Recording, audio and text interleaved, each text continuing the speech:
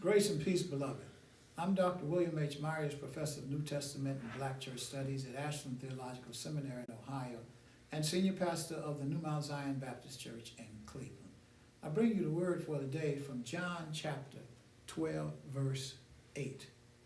Jesus said, "The poor you will always have with me, but you will not always have me." This has been a text that has been misused. People will say, well, you're going to always have the poor, and attribute this to Jesus. But Jesus was saying this, I think, as a condemnation, just as he was saying that I'm not going to always be with you, so you need to do now what it is that I'm here to do. You need to focus on that, focus on me. But the idea that the poor is going to be with us always is a condemnation, because the poor does not have to be with us always. We can do something about it. The early church did.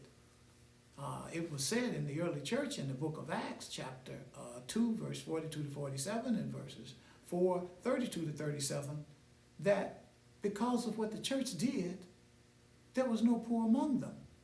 So God's given us enough that the poor does not have to be with us. So let us not rely on that as an escape for doing what we need to do with the poor. God has given us and the world more than enough for everybody, because there is excessive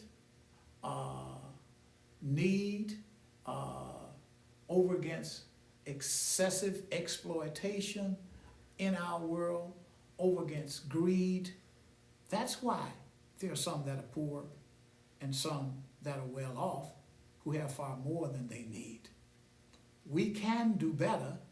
God has given the world enough for everybody. Greed keeps us from doing it.